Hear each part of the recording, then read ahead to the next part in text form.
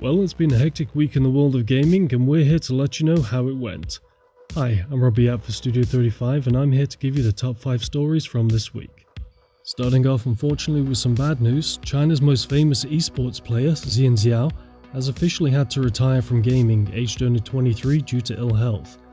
A pro gamer since 2012, Xiao rose to prominence playing League of Legends under the name of Uzi, and made an announcement on Chinese social media site Weibo. He said, and I quote, "I regret to inform you all that I am proudly making the decision to retire. As a result of staying up late for years, a fatty diet and being under insurmountable stress, last year I found out that I was type 2 diabetic." You may remember that last November, China imposed a curfew on online gaming for under 18s who were banned from playing between 10 PM and 8 AM in an effort to prevent gaming addiction. Gaming addiction, unfortunately, is a huge problem in China, often linked to bad health in children. Xiao went on to say, and I quote, "My mental state is not as good as it was before," he said. "The doctor has told me that if I continue, there could be serious complications. Thank you to all my fans for your support and companionship all these years." End quote. We wish him well and congratulate him on stepping away before it became worse. Following the recent worldwide Black Lives Matter movement, PlayStation have confirmed that a new date for the PS5 Future of Gaming event, originally slated to take place on June 5th, will have a revised date. Push Square were the first to notice the update in the description under the original trailer for the PS5 event on PlayStation's YouTube channel, which has now been changed to read, "This event has now been postponed. We'll be in touch with a new date soon."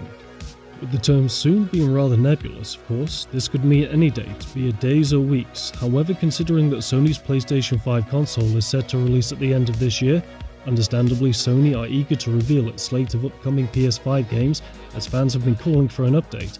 Any update, at all. Please Sony, I feel like a crackhead trying to borrow someone's phone to call their dealer. Let me have my hit. When the time is more appropriate, of course. On the other side of the colour spectrum, Xbox has confirmed next month it will be continuing its Inside Xbox events with a look at its own library of upcoming first-party Xbox Series X games. Riot Games has stated it is currently working on console ports for its shooter, Valorant. In response to GameSpot's question as to whether Valorant will ever make its way to consoles, Anna Donlon, the game's executive producer, responded with, and I quote, "We are definitely prototyping that right now. But there's a way to play this game and there's a way to experience this game that we are not entirely sure translates completely to console play."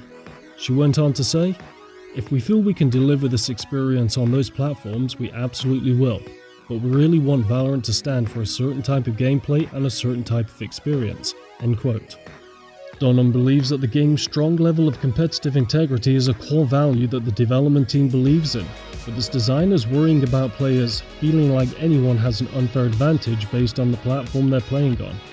Console versions would of course need to recreate the same exact experience that PC players are used to for the sake of an even playing field and constant feeling experience across all platforms.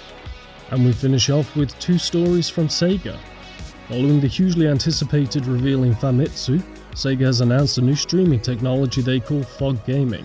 The reveal has been teased during a live stream by gaming journalist Zenji Nishikawa, telling his fans the next issue of the magazine could contain a big scoop. Now, understandably, no one had any clue what the hell he was talking about.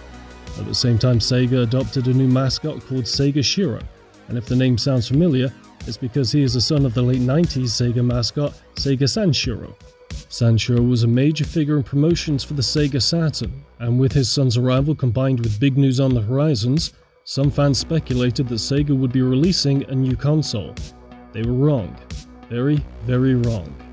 Speaking of which, to celebrate its 60th anniversary, Sega has now revealed full details of its recently announced Game Gear microconsoles.